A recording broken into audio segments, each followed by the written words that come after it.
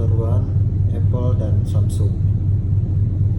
Untuk pokok-pokok pembahasan kami yang akan kami bahas di video ini adalah sejauh mana Apple dan Samsung Electronics sebagai perusahaan transnasional dapat mengajukan gugatan di setiap negara di mana perusahaan mereka berada.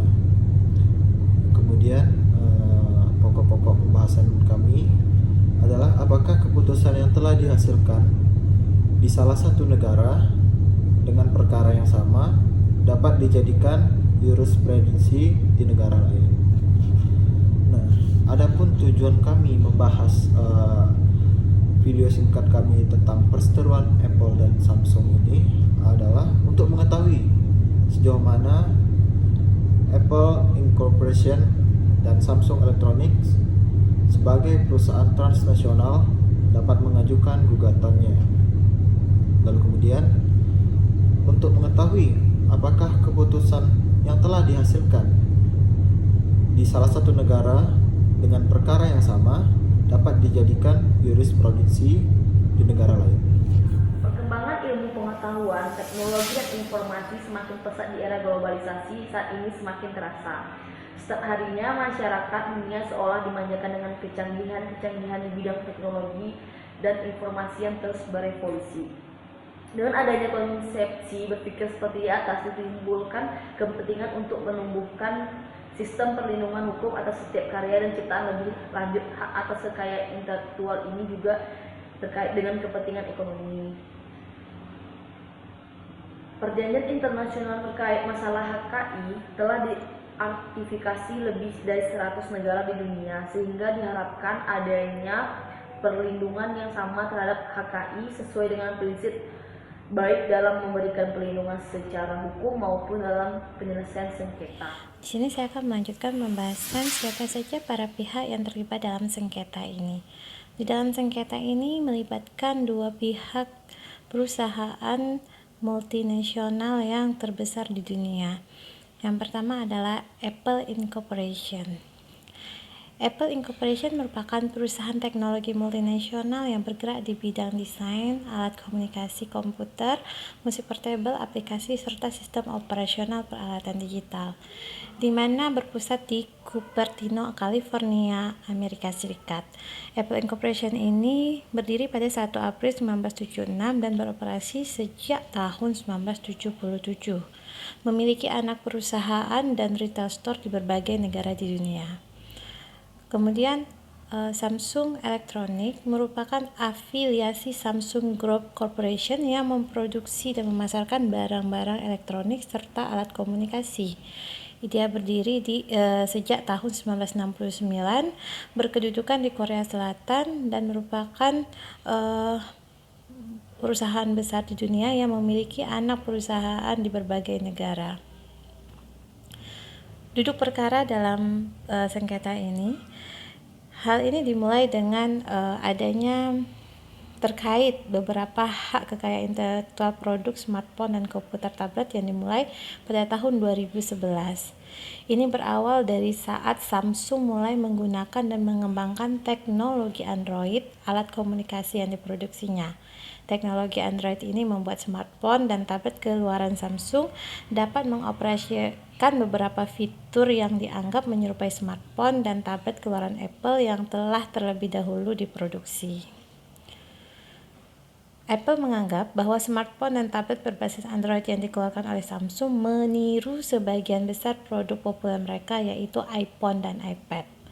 Sehingga April 2011, Apple mengajukan gugatan di Pengadilan Distrik California, Amerika Serikat terhadap Samsung dengan tuduhan telah melakukan infringement atas beberapa hak kekayaan intelektual Apple, yaitu paten, merek dagang, dan desain industri. Samsung dianggap meniru fitur-fitur yang menggunakan sentuhan layar dan juga smartphone serta tablet keluaran Samsung dianggap meniru bentuk pokok dari iPhone dan iPad. Kemudian di Juni 2011, Samsung mengajukan gugatan di Pengadilan Distrik Pusat Seoul, di mana keduanya mengklaim bahwa pihak lawan melakukan peniruan atas produk mereka.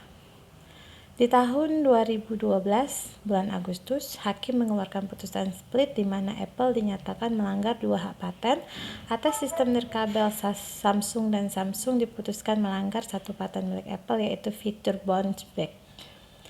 Pengadilan memutuskan untuk melarang sementara peredaran beberapa produk Apple dan Samsung yang terbukti melakukan pelanggaran.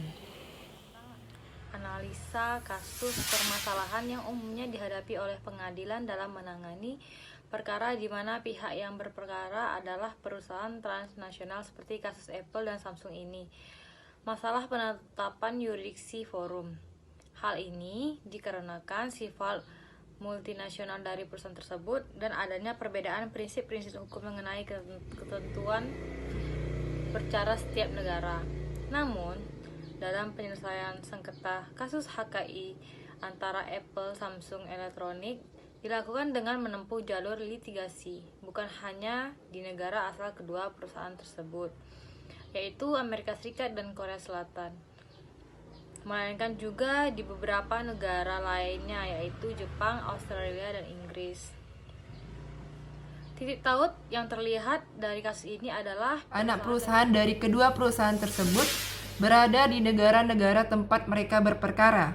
Apabila melihat azas-azas hukum acara perdata internasional, sebuah forum atau pengadilan nasional dapat menerima gugatan yang diajukan oleh perusahaan internasional melalui anak perusahaannya apabila pertama, yurisdiksi pengadilan untuk menentukan apakah suatu pengadilan memiliki yurisdiksi atas anak perusahaan tersebut. Beberapa hal yang dapat dilihat adalah pertama, azas domisili, yaitu negara-negara common law umumnya mengembangkan azas domisili. Beberapa azas domisili badan hukum yang ada antara lain azas center of business, azas center of incorporation, dan azas center of exploitation. Kedua, azas physical present. Dengan menempatkan anak perusahaan secara fisik berupa kantor cabang, retail store, atau pabrik di sebuah negara, dianggap sebagai bentuk kehadiran dari perusahaan tersebut. Ketiga, house state regulation. Status kedua perusahaan sebagai perusahaan transnasional dapat dijadikan pertimbangan oleh hakim dalam menentukan yurisdiksi hukum. Kedua, adanya keterkaitan nyata antara subjek dan pokok perkara. Ketentuan ini berkaitan dengan azas forum non-convenience, yaitu azas yang dijadikan hakim untuk menolak suatu perkara. Keterkaitan antara subject matter dalam hal ini, anak perusahaan itu sendiri, dengan pokok perkara yang diajukan haruslah terkait secara nyata. Sebab walaupun suatu pengadilan memiliki yurisdiksi untuk menangani perkara yang diajukan, akan tetapi pengadilan dapat saja menolak melanjutkan perkara tersebut. Ketiga, azas iis abilibi pedens. Gugatan yang diajukan tersebut tidak sedang diproses di forum lain. Dalam hal ini, gugatan tersebut memiliki pokok perkara dan subjek yang sama. Keempat, azas re judicata. Perkara yang sama baik pokok perkara maupun subjeknya belum memiliki kekuatan hukum tetap oleh suatu pengadilan lain. Berdasarkan ketentuan tersebut, Apple dan Samsung dalam hal ini dapat mengajukan gugatan di sebuah forum atau pengadilan negara di mana anak perusahaan mereka berada karena a. mengajukan gugatan pada pengadilan yang yurisdiksinya mencakup wilayah tempat anak perusahaan tersebut berdomisili secara yuridis. Kedua, terdapat keterkaitan pokok perkara dengan subjek yang disengketakan. Dalam hal ini, pokok perkara adanya pelanggaran beberapa hak kekayaan intelektual. Ketiga, sengketa terkait perkara dan subjeknya sama tidak sedang dalam proses dan atau telah memiliki kekuatan hukum tetap pada forum lain. Berdasarkan pembahasan sebagaimana telah dikemukakan di atas, maka kami menyimpulkan bahwa satu, sebagai anak perusahaan transnasional baik anak perusahaan Apple dan Samsung Electronics, keduanya dapat mengajukan gugatan hal mereka memenuhi persyaratannya, yakni mengajukan gugatan pada pengadilan yang yurisdiksinya mencakup wilayah tempat anak perusahaan tersebut berdomisili secara yuridis. Terdapat keterkaitan pokok perkara dengan subjek yang disengketakan. Dalam hal ini, pokok perkaranya adalah pelanggaran beberapa hak kekayaan intelektual atas produk-produk yang dipasarkan melalui tiap anak perusahaan mereka. 2. Putusan pengadilan suatu negara dengan kasus yang sama dapat digunakan oleh pengadilan negara lain sebagai jurisprudensi dan dengan ketentuan: 1. Tidak bertentangan dengan hukum positif negara, termasuk pula dengan memperhatikan ketertiban umum. 2. Apabila tidak ditemukan aturan terkait kasus yang diperkarakan dalam hukum nasional suatu negara dan putusan pengadilan asing tersebut menyangkut kasus serupa. 3. Putusan yang dijadikan jurisprudensi tersebut haruslah putusan yang ingkrah. Nah, itu tadi pembahasan singkat dari kelompok kami